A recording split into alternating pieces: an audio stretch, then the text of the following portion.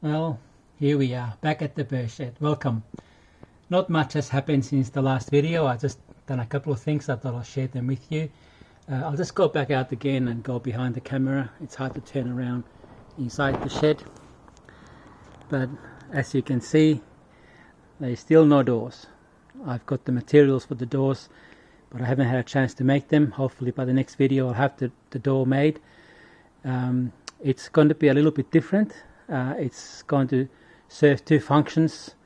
It's going to be a door and something else, and you'll see when I show you, when I make the video, what I mean by that. Just with the shelves I've got here, I said in the last video that I was going to put my power tools, which you can see on the first shelf here, going to put them on the second shelf. The reason for that being that the first shelf is a little bit wider. I thought I would have a little bit more room for storage on these shelves, but it just makes more sense to have them closer to my workbench, so I can just grab the tools, and much of my work will be done out there in the dark, which there's a little bit of a concrete patio here. I can use that under my sawhorses and a bit of a trestle to do some work. So I'm going to make those little crates for the tools, one crate per tool, and having all the accessories for that tool in that little box. I can just pull them out and use them, and I'll show you them when I make them. But yeah, not much else has happened. Here's a little tool that I've made. I don't have a track saw, so what I've done is I've just used a bit of melamine, MDF rather, and I've got a little guide here for my saw. So my saw runs on this side against the side of this bit of MDF that's glued and screwed on top, and then underneath I've glued some of this non-slip material, so I can place that guide on my marks on a sheet of chipboard or MDF or melamine or something like that, and it will stay there. It won't slip, which is the reason for the anti-slip. And then I can make a straight cut along my marks, not the wobbly cuts that I'm used to. Another little thing I've done here is I don't know if you can see that, I'm too close. My drop saw stand. I didn't know where to put that because it's just a sort of a clumsy kind of a contraption. It's hard to fit anywhere. But I realized once I take the end rollers off, it's quite a neat little package, and it has these, I don't know if you can see here again, the body of it has these sides that slope. So I've made these bits of wood top and bottom with just an angle cut, and it slides in and out. Very simple to keep it there out of the way, and I can grab it easily when I need it. So I'm happy that I can keep it. I didn't know that I could keep my drop saw because I didn't have a place for the stand, but there it is. Back to my brewing cabinet. This is what I was talking about last time. I haven't finished it yet. I have got a brew happening inside there. In fact, I've just put it in today.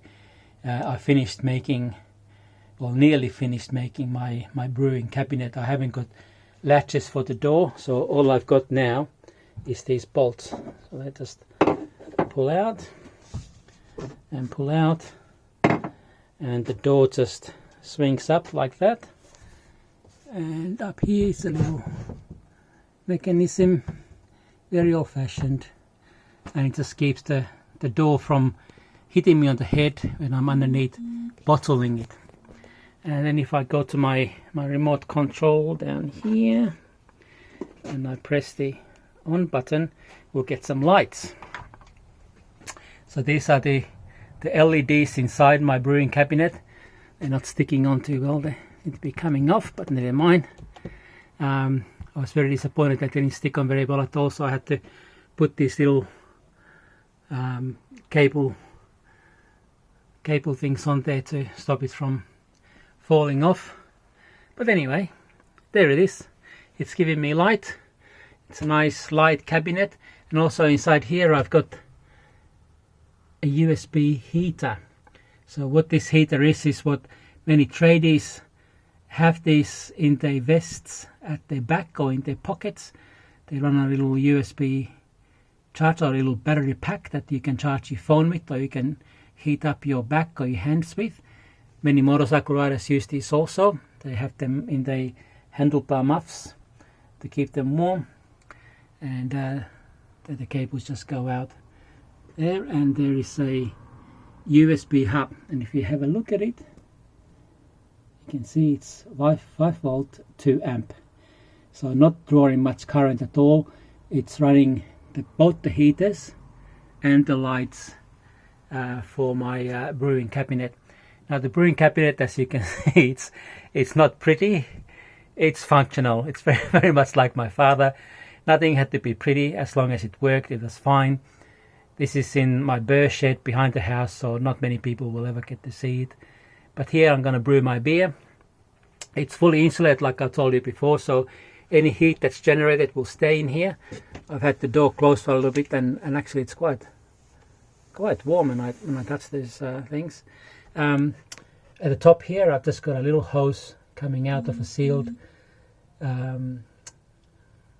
hose thing, whatever you call that, and it goes into a bottle of water. So what happens is when it starts brewing, when the yeast starts working, it produces gas. The gas is pushed out through that hose, and the bubbles of gas come up and pop on top of the water, but of course no air can go in, so it's an airlock, which is required to make beer properly. Beer will not taste nice if it's brewed in oxygenated environment, so it has to be a sealed environment, but the gas has to escape somehow. The cabinet is not sealed. It's made from a lot of MDF and stuff. Even the top is just plain MDF. All the sides are white coated MDF. I just decided to buy that to make it a little bit more light and airy when I open the door. I was planning all along to put the LEDs in there to make it nice and bright. It gives me a lot of light when I need to bottle the beer. So when I'm bottling, all I do is just pull out the drum, and there's a tap, and I'm just going to attach a bottling hose to the end of the tap, and my bottles are still down there. Thank you, Stacy. Thank you, Mum, for collecting bottles, and now I can make my beer. They're going to build a site there, like I told you before, and it's going to make a little shelf there, so I've got 2 shelves of bottles. That would be nice. I'll just grab my remote control here, and I'll just show you some of the other lights that I have, some of the other colors. So you want to have blue light disco maybe, I don't know. Green, that's nice for a greenhouse. Red, well, we're don't really go into red light districts, but there's a red color there as well. And then you get all these flashing colors. Pretty cool. For a $10 strip of LEDs running off a USB. I was quite impressed. So I'm just pressing buttons and just making different patterns of lights. Oh, it's almost like an alarm, isn't it? Anyway, that's what I'll be using. It's just the white light, so I can see nicely when I'm bottling. So I'll just turn the light off. It goes back to dark. I've got my other LEDs here that light up my shed. I'll just flip this around, let the door come down, grab my 2 bolts, elbow the door in, put the bolt in, and put the bolt in this side as well. So there we go. There is my beer brewing, and the brew, like I told you before, is going to be called the Burr brew. So it's not VB or anything like that. It's the Burr brew, a tribute to my Burr, which I told you that I love. But in the meanwhile, while we're waiting for the brew to happen, we have got a bottle of beer here. So I'll just place it between my legs like that, if I can. Open it up. There we go. And there is a bottle of cold Aldi beer that I have to have now because my own beer isn't ready. So here we go. I don't know if you can see me.